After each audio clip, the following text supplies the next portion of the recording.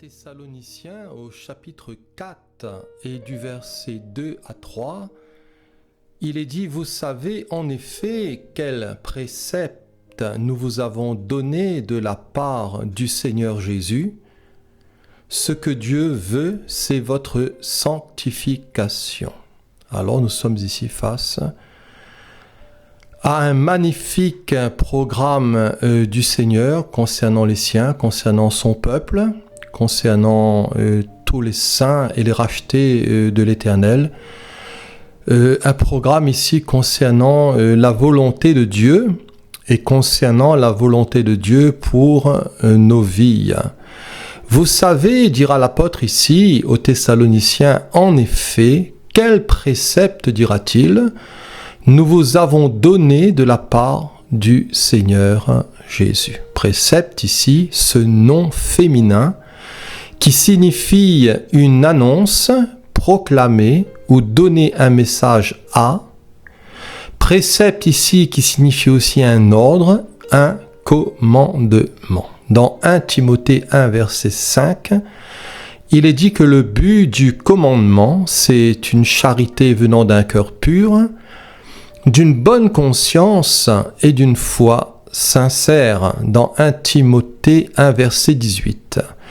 Le commandement que je t'adresse, Timothée, mon enfant, selon les prophéties faites précédemment à ton sujet, c'est que d'après elles, tu combattes le bon combat en gardant la foi et une bonne conscience. Vous savez en effet quel précepte, dira l'apôtre, nous vous avons donné de la part du Seigneur Jésus à ces Thessaloniciens. Ce nom ici, féminin, précepte en grec, vient d'un autre mot qui ont cessance de transmettre un message qui provient d'un autre, déclarer, annoncer, commander, ordonner, charger de faire. Alors, généralement traduit par ordonner, donner des instructions, des avertissements, prescrire, commander, recommander, défendre, exiger, demander, faire savoir, dire expressément, inviter, déclarer. Dans Matthieu, au chapitre 10, au verset 5, il est dit « Tels sont les 12 que Jésus envoya après leur avoir donné les instructions suivantes. » Voilà, c'est le même mot ici. « N'allez pas vers les païens et n'entrez pas dans les villes des Samaritains. » Dans Marc 6, verset 7, « Alors il appela les 12 et il commença à les envoyer deux à deux en leur donnant pouvoir sur les esprits impurs. Il leur prescrivit. » Voilà toujours le même mot ici, de ne rien prendre pour le voyage, si ce n'est un bâton, de n'avoir ni pain, ni sac, ni monnaie dans la ceinture, de chausser des sandales, et de ne pas revêtir de tunique. En un mot, voyagez léger, voilà, ne vous prenez pas la tête. Allez là où l'Esprit vous dirigera, voilà, soyez conduits par l'Esprit de Dieu, par le Seigneur. Vous n'avez pas besoin de vous embarrasser, voyez-vous, d'avec énormément de choses pour servir le Seigneur, cher ami. Il nous faut le cœur, voilà, il nous faut la volonté, il nous faut être inspiré du Seigneur, inspiré de sa parole, et le Seigneur, voyez-vous, il fait des choses extraordinaires dans la simplicité, dans la vérité de lui, dans sa grâce, et au travers des uns et des autres. Dans 1 Corinthiens 11, verset 17. L'apôtre Paul dira à ces chrétiens de Corinthe, en donnant 7 avertissements, voilà toujours le même mot ici, voilà, paragléo ou paragéléo, voilà, ce que je ne loue point, dira l'apôtre, c'est que vous vous assemblez, non pour devenir meilleur, mais pour devenir pire. En donnant 7 avertissements, ce que je ne loue point, c'est que vous vous assemblez non pour devenir meilleur, mais pour devenir pire. Alors bien sûr, c'est ici un triste bilan quand même, face à ces chrétiens de Corinthe. Plaise au Seigneur que dans cette nouvelle année, que nous puissions nous assembler, voyez-vous, toujours pour aller de l'avant, toujours nous réunir 2 ou 3, voilà, 2 ou 3, c'est déjà bien. C'est ce que Jésus nous a enseigné, si 2 ou 3 sont réunis, assemblés en mon nom, je suis au milieu d'eux. Si nous pouvons louer le Seigneur, voilà, le glorifier, méditer sa parole, méditer ce que le Seigneur nous a laissé et pouvoir aussi rompre le pain, voilà, communier avec les frères et sœurs, dans la présence de Dieu, dans les prières, dans la persévérance, dans la préparation à l'enlèvement de l'épouse, corps de Christ, et nous voulons devenir meilleurs. Je ne sais pas, cher ami, quels sont les désirs de ton cœur.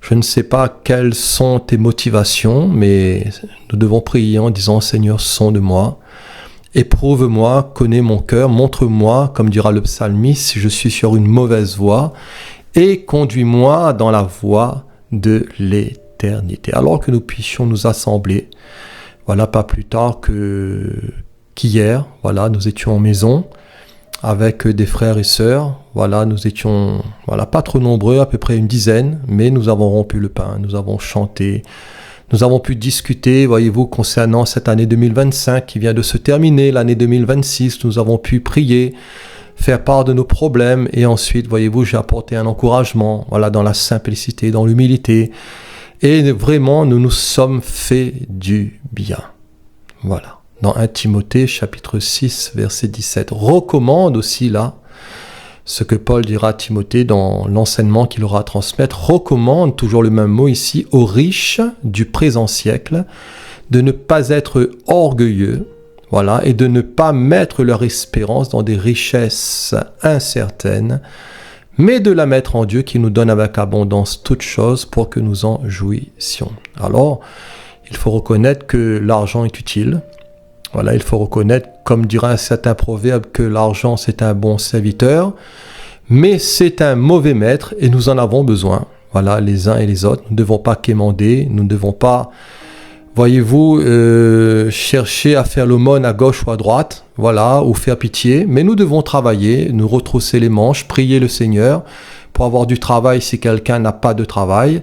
Et nous devons le faire de nos propres mains, nous occuper, comme nous dit la Bible, de nos propres affaires, ne devoir rien à personne, si ce n'est, voyez-vous, que de nous aider, de nous encourager et voilà, de nous supporter, de nous entraîner les uns et les autres dans les choses d'en haut pour que notre foi soit stimulée, pour que nous puissions, voyez-vous, être agréables au Seigneur. Alors, recommande aux riches du présent siècle de ne pas être orgueilleux et de ne pas mettre leur espérance dans des richesses incertaines. Vous savez, l'or et l'argent ne sauvent personne. Voilà, il est bon de le rappeler, mais il faut faire attention à cette puissance, voyez-vous, qui est l'utilisation de l'argent. L'argent n'est qu'un outil, et que nous puissions, voilà, bien gérer nos portefeuilles, nos sous, là, ce que le Seigneur nous a donné, là où il nous a bénis, pour que nous puissions faire les choses de la bonne manière, mais ne plaçons jamais notre confiance dans les richesses qui sont incertaines. Vous savez, beaucoup sont tombés de haut, combien qui étaient riches, qui sont devenus pauvres, combien de gens pauvres qui sont devenus riches, et vous savez, toutes ces choses sont incertaines, même dans cette existence, qui peut dire ce que sera aujourd'hui? Même dans cette existence, qui peut dire ce que sera demain? Voilà, je regardais les informations en ce jour, concernant cet incendie en Suisse qu'il y a eu dans la nuit du 31 décembre et du 1er, voilà, toute cette catastrophe dans cette boîte de nuit avec plus de 30-40 morts et voilà, des familles qui sont dévastées, des familles qui ne s'attendaient pas à cela, voyez-vous, leurs enfants qui travaillaient dans le bar ou d'autres qui étaient partis pour fêter la nouvelle année. Et voilà, ils ont été profondément choqués, profondément, voyez-vous, meurtris dans leur chair, en voyant, voyez-vous, tous ces jeunes, puisque la population était quand même jeune, voilà, de 14 ans à 39 ans, avec quand même des décès conséquents, et personne ne s'attendait à cela. Pour vous dire quoi, que nous devons vraiment nous recommander au Seigneur. La Bible nous dit, recommande ton sort à l'Éternel. Mets en lui ta confiance, ne t'appuie pas sur ta propre sagesse. Et même si nous, voyez-vous, nous répétons des fois les mêmes choses, mais ce sont des vérités sûres, ce sont des vérités qui, voyez-vous, doivent être constamment annoncées. Parce que l'homme est oublieur, la femme est oublieur. La mémoire des individus bien souvent est courte et nous devons constamment repasser dans nos cœurs les bienfaits de Dieu. Mais nous devons, voyez-vous, nous en remettre au Seigneur en disant, si Dieu le veut, nous vivrons. Si le Seigneur le veut, nous ferons ceci et nous ferons cela et nous préparer à l'avènement du Seigneur, à sa rencontre, à son royaume, parce que vous savez, nous sommes que de passage ici-bas, nous sommes que des pèlerins et des voyageurs ici-bas, nous naissons, nous mourons, nous sommes, voyez-vous, comme la fleur des champs qui sèche, qui tombe, qui passe, comme la fleur, la belle fleur, voyez-vous, qui tombe et qui se fane très vite. Alors vous savez en effet, dira l'apôtre à ces Thessaloniciens, quel précepte nous vous avons donné de la part du Seigneur Jésus. De la part ici du Seigneur Jésus. Alors je l'ai noté, tout ce qui est annoncé, tout ce qui est déclaré, ordonné aussi concernant le Seigneur Jésus est d'une très très grande importance.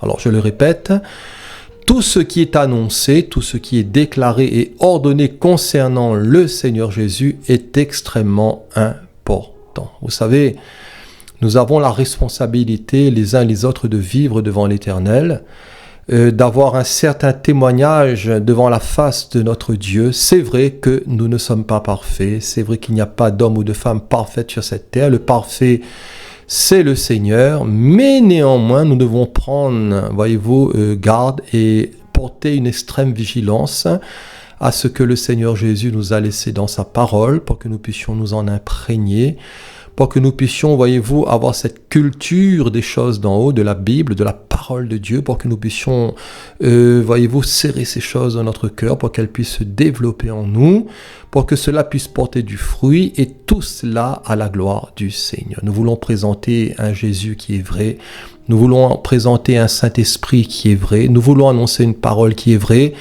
et non pas, voyez-vous, faire du commerce avec l'évangile du Seigneur, non pas, voyez-vous, faire du business ou associer tout cela à un type d'entreprise religieux quelconque, comme les marchands du temple, loin de là.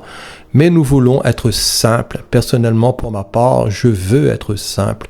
Je veux me réjouir, voyez-vous, d'avec mes frères et sœurs dans la localité, dans la ville, là où le Seigneur m'a placé, partager ce que le Seigneur m'a donné, prier pour que l'œuvre du Seigneur se fasse selon sa volonté, sous l'impulsion de l'Esprit, non pas en essayant d'organiser d'une façon humaine les choses du Seigneur, non pas en essayant, voyez-vous, d'échafauder des plans concernant l'Église de Dieu, en disant cette année, je veux 20 baptêmes, je veux 40 baptêmes, je veux tant de réunions par semaine ou par mois, Non.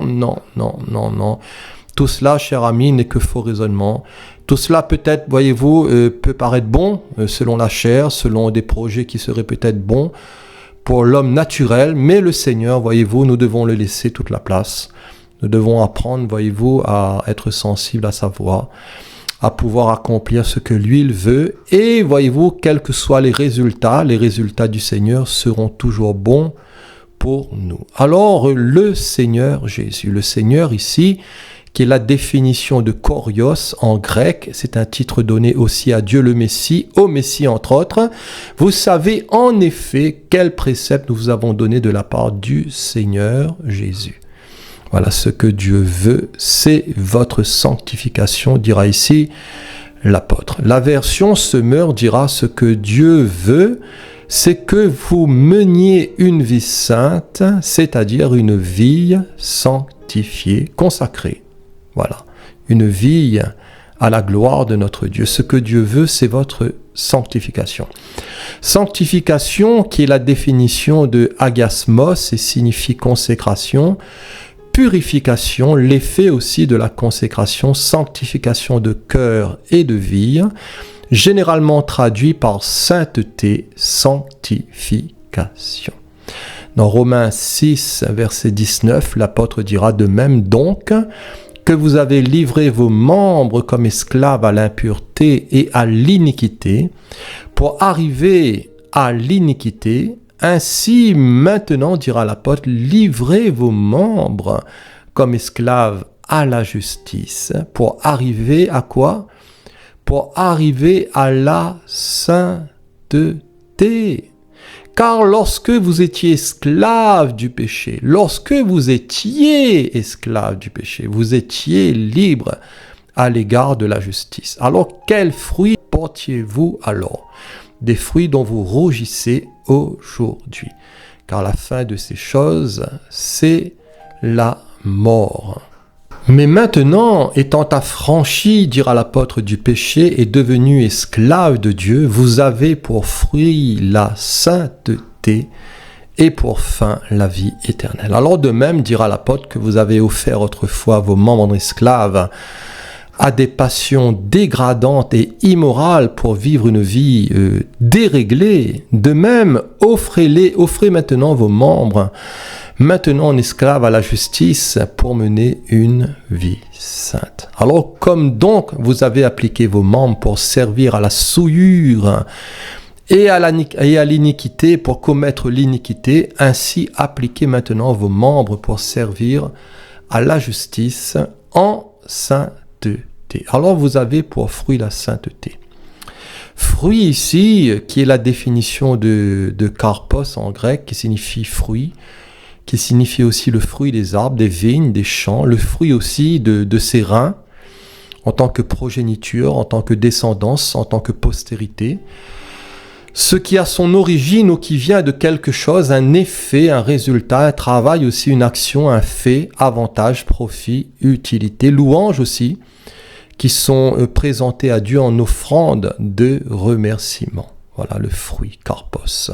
Récolter aussi le fruit, cela signifie moissonner la récolte dans la vie éternelle pour ceux qui auront travaillé leur âme pour cette récolte. Alors Seigneur, laboure nos cœurs, laboure nos âmes, donne-nous de défricher un champ nouveau, donne-nous Seigneur d'aller toujours plus loin avec toi en cette année 2026, même si toute chose pourrait s'effondrer autour de nous, que nos yeux soient fixés sur toi, Seigneur, viens nous purifier, viens nous sanctifier, viens nous préparer à cette grande moisson, voilà, pour la vie éternelle et dans la vie éternelle, pour tous ceux et toutes celles qui se seront laissés labourer, travailler à l'intérieur d'eux, avec, voyez-vous, avec le sécateur divin, où là le maître va tailler.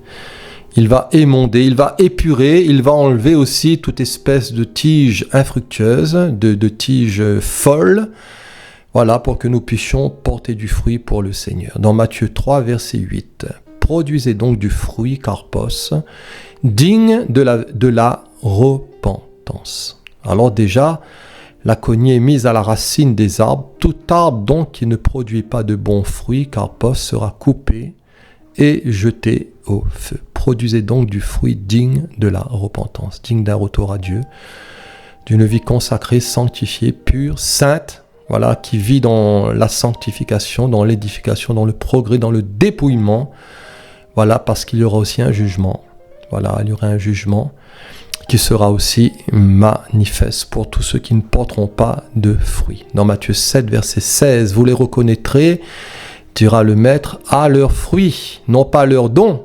Parce que vous savez, nous pouvons être bardés de dons, nous pouvons faire les plus grands exploits avec les miracles, avec, voyez-vous, avec des choses extraordinaires sur un plan de vue humain. Voilà, mais ce sont des dons. Mais le Seigneur, voyez-vous, il recherche le fruit. Le Seigneur a dit ici, vous les reconnaîtrez non pas à leurs dons, mais à leurs fruits. De sorte que, voyez-vous, ce que nous sommes dans notre état parle plus, voyez-vous, que ce que nous faisons. Ce qui est le plus important, c'est ce que nous sommes réellement.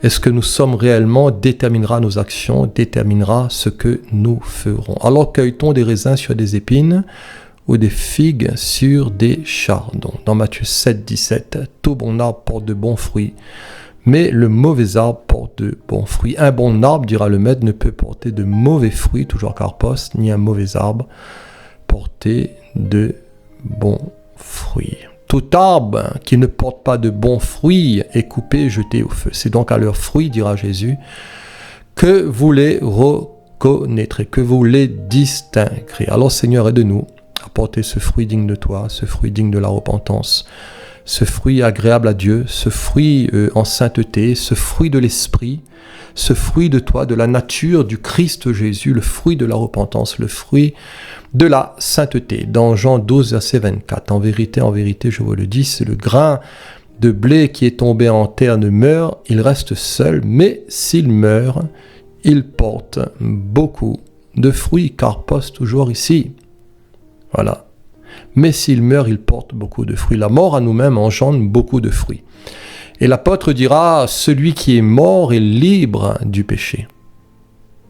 Voilà, celui qui est mort, il est libre du péché. Et si nous sommes morts avec Christ, dans notre union, dans notre identification avec lui, dans un baptême de repentance et adulte et par immersion, alors nous croyons que nous vivrons aussi avec lui. Si nous sommes morts avec lui, avec le Christ, nous vivrons aussi avec lui et nous croyons cela. Aux Colossiens, l'apôtre dira, car vous êtes morts et votre vie est cachée avec Christ en Dieu. Quand Christ, dira l'apôtre à ses Colossiens, votre vie paraîtra, alors vous paraîtrez aussi avec lui dans la gloire. Faites donc mourir, dira l'apôtre, les membres qui sont sur la terre, l'impudicité, l'impureté, les passions, les mauvais désirs et la cupidité, l'amour de l'argent qui est une idolâtrie. Alors une chose étrange, ici je l'ai noté, l'apôtre nous dit car vous êtes morts, et il nous dira ensuite au verset suivant, faites donc mourir. Alors comment cela est-il possible ? Vous êtes morts et vous devez faire mourir. En réalité, dans notre identification, par la foi au Christ Jésus et à son œuvre, nous sommes, voyez-vous, unis à lui et nous sommes nés à la vie de lui, à la vie d'en haut. Nous avons aussi reçu l'Esprit de Dieu pour tous ceux qui sont nés de lui. Nous avons été régénérés, ensemencés par lui et nous avons reçu par la foi sa vie qui est une vie de résurrection. La vie de Jésus, c'est une vie de résurrection. Dans Éphésiens 2, verset 4, « Mais Dieu qui est riche en miséricorde à cause du grand amour dont il nous a aimés, nous qui étions morts par nos offenses, nous a rendus à la vie avec Christ, car c'est par grâce que vous êtes sauvés, il nous a ressuscités ensemble. » Éphésiens 2, verset 6. Il nous a ressuscités ensemble et nous a fait asseoir ensemble dans les lieux célestes en Jésus-Christ, afin de montrer dans les siècles à venir l'infinie richesse de sa grâce par sa bonté envers nous en Jésus-Christ. Alors dans la vie de résurrection, je l'ai noté, il n'y a pas de péché.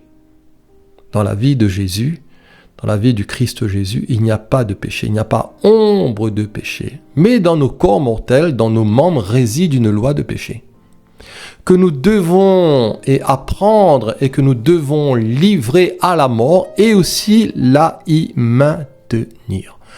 Par la foi, nous sommes morts avec le Christ Jésus, mais par la foi, voyez-vous, ce péché qui subsiste dans nos corps mortels, nous devons aussi, voyez-vous, non seulement le livrer à la croix, mais le maintenir aussi par la foi dans l'œuvre de la croix, afin de vivre non plus pour nous-mêmes, mais pour celui qui est mort et ressuscité pour nous. Et nous voulons, voyez-vous, vivre pleinement dans cette vie glorieuse, dans cette vie nouvelle qui est la vie de Jésus, qui est la vie du Christ Jésus, dans la vie du ressuscité, parce que cette promesse, elle est pour nous, pour nos enfants, mais aussi pour tous ceux qui viendront et qui croiront.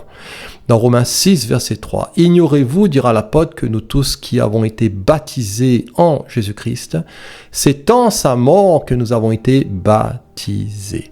Nous avons donc été ensevelis avec lui par le baptême en sa mort, afin que comme Christ est ressuscité des morts par la gloire du Père, de même, nous aussi, nous marchions en nouveauté de vie. En effet, si nous sommes devenus une même plante avec lui par la conformité à sa mort, nous le serons aussi par la conformité à sa résurrection, sachant que notre vieil homme a été crucifié avec lui, afin que le corps du péché fût détruit pour que nous ne soyons plus esclaves du péché. Alors tout cela est vrai. Tout cela est expérimentable pour tous ceux qui croient. Quand, voyez-vous, nous sommes unis à la mort et à la résurrection du Christ Jésus, nous goûtons à sa vie et nous voyons tous les vestiges du péché, voyez-vous, nous quitter, voyez-vous, au fur et à mesure que nous grandissons avec le Seigneur. Toutes les pratiques mauvaises, tous les gros mots, tous les jurons, peut-être des mensonges, ou peut-être quelques désirs mauvais, ou un mauvais caractère. Alors toutes ces choses, voyez-vous, s'évacuent au fur et à mesure que nous grandissons avec le Seigneur, que nous apprenons à dépendre de lui dans sa mort et dans sa résurrection. par la foi, parce que le corps du péché, voyez-vous, a été détruit pour que nous ne soyons plus esclaves du péché. Celui qui est mort est libre du péché. Or, si nous sommes morts avec Christ, nous croyons que nous vivrons aussi avec lui. Sachant que Christ ressuscité des morts ne meurt plus, la mort n'a plus de pouvoir sur lui car il est mort, et c'est pour le péché qu'il est mort une fois pour toutes. Mais il est revenu à la vie, c'est pour Dieu qu'il vit. Ainsi dira l'apôtre aux Romains, vous-même, regardez-vous comme mort au péché et comme vivant pour Dieu en Jésus-Christ. Alors comment nous regardons-nous? Sous quel œil nous voyons-nous? Est-ce que nous regardons dans le miroir de la parole, voilà ce que nous sommes, notre état, ce que le Seigneur nous propose en termes de vie nouvelle, en termes de revêtement, en termes aussi de dépouillement, en termes d'homme nouveau, de vie de gloire, de vie resplendissant de lumière, de résurrection, de sainteté.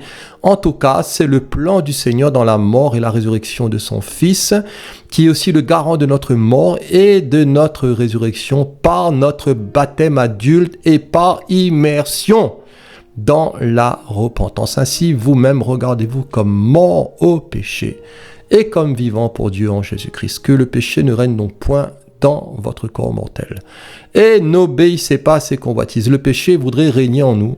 Le péché voudrait nous dominer. Il couche à notre porte, mais nous ne devons pas céder à ses aspirations, puisque Christ est mort pour nos péchés, il est ressuscité pour nous justifier. Par la foi, nous devons aussi appliquer la croix d'une façon spirituelle sur la chair de péché pour qu'elle soit neutralisée, pour que son emprise, son empire n'ait plus d'impact sur nous, mais pour que nous puissions apprendre à livrer nos membres, voyez-vous, non pas au péché, mais comme des instruments de justice en nous offrant nous-mêmes au Seigneur, en nous offrant nous-mêmes à Dieu comme étant vivants de mort, que nous étions, et tout cela à la gloire du Seigneur. Ainsi, nous ne serons plus, voyez-vous, là comme des instruments de péché, comme des instruments d'iniquité, mais nous serons plutôt des instruments de justice. Car le péché n'aura pas de pouvoir sur vous, puisque vous êtes non sous la loi, mais sous la grâce. La grâce délivre du péché, la loi ne délivre pas du péché. La loi nous montre notre péché,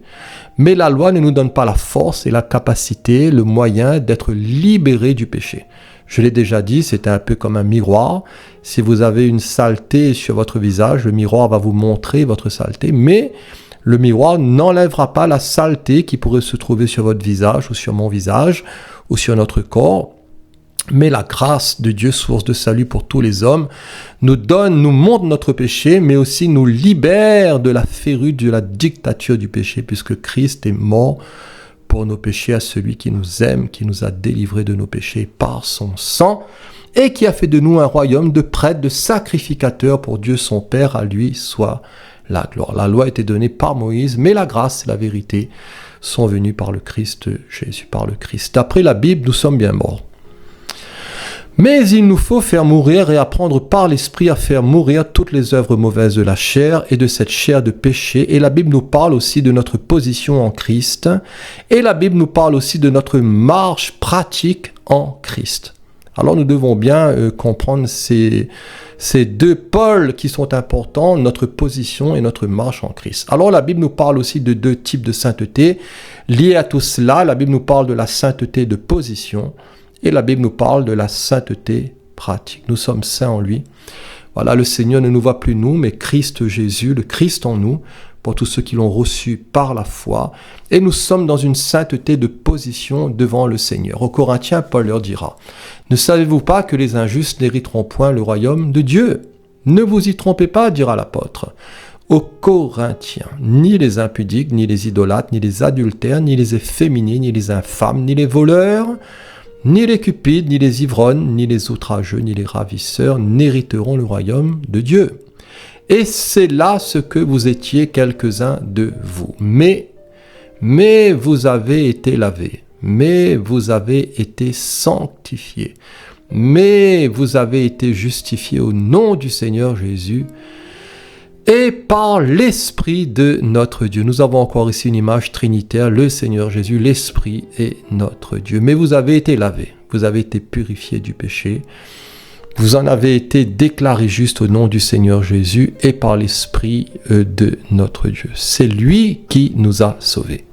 C'est le Seigneur. Les hommes ne sauvent pas, les religions ne sauvent pas, les églises ne sauvent pas, l'or et l'argent de tout le monde entier ne sauvent pas, notre propriété ne nous sauve pas, nos propres œuvres ne nous sauvent pas. Ce matin, je discutais avec une dame qui était très gentille, qui a mis toutes ses œuvres en avant en disant qu'elle est quelqu'un de bien, qu'elle croit que le Seigneur lui est favorable parce qu'elle fait beaucoup d'aumônes, elle fait beaucoup de bien.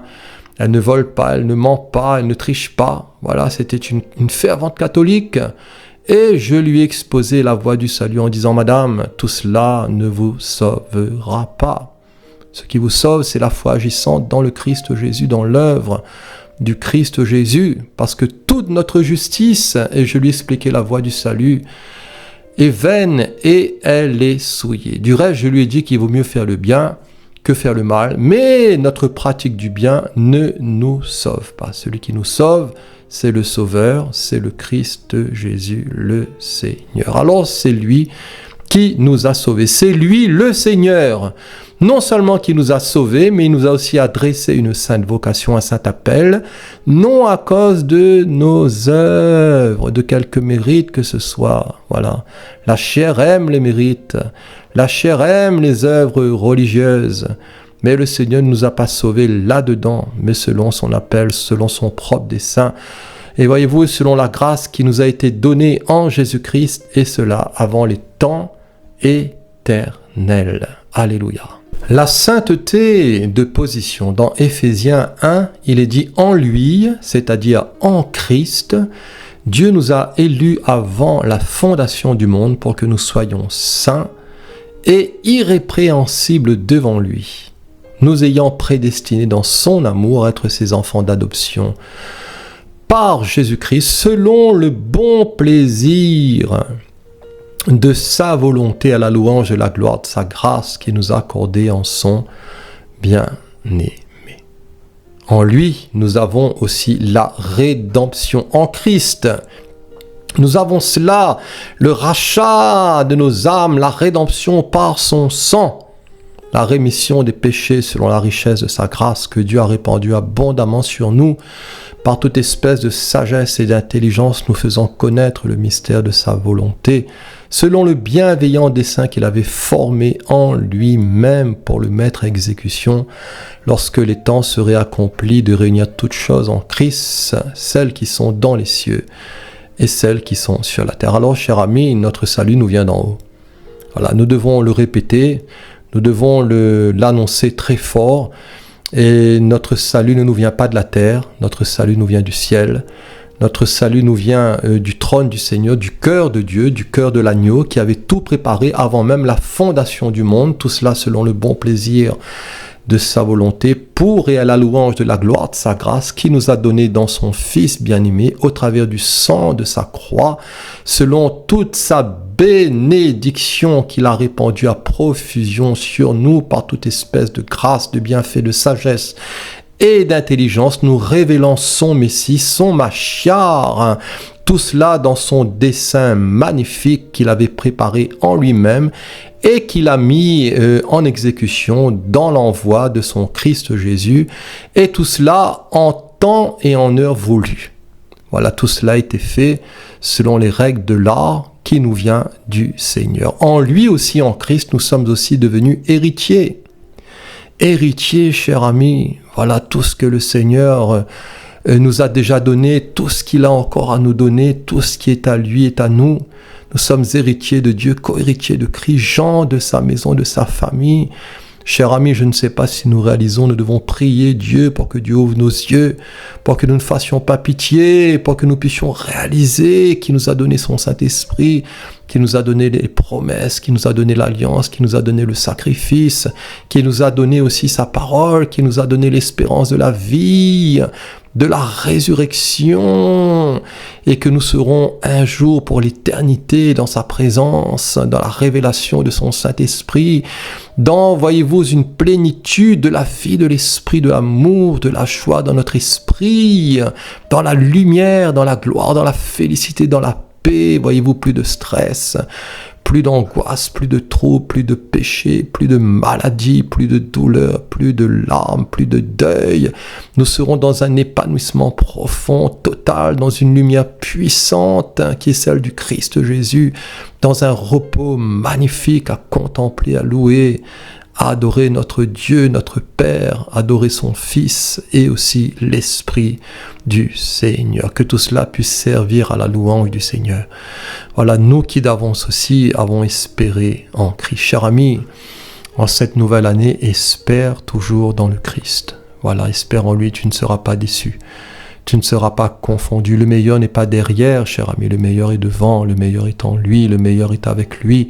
Et tout cela, voyez-vous, nous ouvre des perspectives merveilleuses quand nous nous projetons par la foi dans l'espérance que nous offre le ressuscité. En lui, en Christ, vous aussi, après avoir entendu la parole de la vérité, l'évangile de votre salut, en lui, en Christ, vous avez cru et vous avez été scellés du Saint-Esprit qui avait été promis, lequel est un gage de notre héritage pour la rédemption, le rachat de ce que Dieu s'est acquis à la louange de sa gloire. Cher ami, je ne sais pas pour vous, mais personnellement, à l'intérieur de moi, je suis heureux.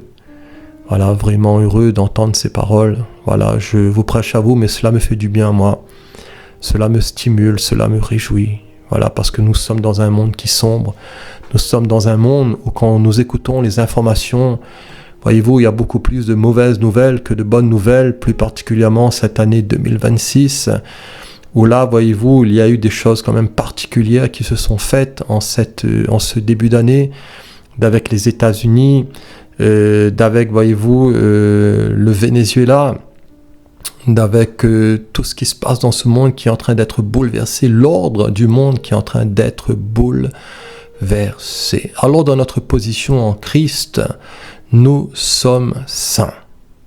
Voilà, je le redis, dans notre position en Christ, nous sommes saints. Et l'apôtre Pierre dira dans 1 Pierre 2, verset 9, « Vous, au contraire, vous êtes une race élue, un sacerdoce, royal, une nation sainte, vous êtes aussi un peuple acquis. » Pourquoi ? Afin que vous annonciez les vertus de celui qui vous a appelé des ténèbres à son admirable lumière. Vous, dira l'apôtre, qui autrefois n'étiez pas un peuple, et qui maintenant êtes le peuple de Dieu, vous qui n'aviez pas obtenu miséricorde et qui maintenant avez obtenu miséricorde. Alors la sainteté de position. Nous avons aussi, deuxièmement, la sainteté pratique. Faites donc mourir les membres qui sont sur la terre, l'impudicité, l'impureté, les passions, les mauvais désirs et la cupidité, qui est d'une idolâtrie, et comme aussi des enfants obéissants, nous ne devons pas nous conformer aux convoitises que nous avions autrefois. Quand nous étions, voyez-vous, encore dans l'errance, dans l'ignorance, dans l'égarement, quand nous étions loin du Seigneur, mais, dira l'apôtre, puisque celui qui vous a appelé est saint, vous aussi soyez saints dans toute votre conduite, dans tous les compartiments de votre être, dans l'esprit, l'âme et le corps, selon qu'il est écrit, vous serez saints, car je suis saint. Vous serez saints, car je suis saint. Alors l'œuvre de résurrection que Dieu opère à l'intérieur de nous doit se déployer à l'extérieur de nous. L'œuvre de résurrection que Dieu opère à l'intérieur de nous, dans notre esprit, doit aussi se déployer à l'extérieur de nous, dans nos âmes et dans nos corps mortels. Et tout cela se fait par la marche, par l'esprit et par l'écoute, dans l'apprentissage de la foi. Tout est pour celui qui croit. Dans Galates 5, verset 16, je dis donc, marchez selon l'esprit, et vous n'accomplirez pas les désirs de la chair, car la chair a des désirs contraires à ceux de l'esprit, et l'esprit en a de contraires à ceux de la chair. Ils sont opposés entre eux, afin que vous ne fassiez point ce que vous voudriez. Voilà, nous devons apprendre à soumettre notre volonté à la voix de l'esprit, aux paroles de l'esprit, à la volonté de l'esprit. Voilà, il y a entre notre volonté, la chair et l'esprit, deux forces antagonistes qui se posent aussi, et plaise au Seigneur que l'esprit puisse, voyez-vous, progresser dans ce sens, que nous puissions apprendre davantage à nous soumettre au contrôle et à la vie de l'esprit. Alors si vous êtes conduit par l'esprit, vous n'êtes point sous la loi. Or, dira l'apôtre, les œuvres de la chair sont manifestes, ce sont l'impudicité. Les œuvres de la chair sont manifestes, ce sont l'impureté, la dissolution, l'idolâtrie, la magie, les inimitiés, les querelles, les jalousies, les animosités, les disputes, les divisions et les sectes. L'envie aussi, l'ivrognerie, les excès de table et les choses semblables. Je vous dis d'avance, comme je l'ai déjà dit, que ceux qui commettent de telles choses n'hériteront point le royaume de Dieu.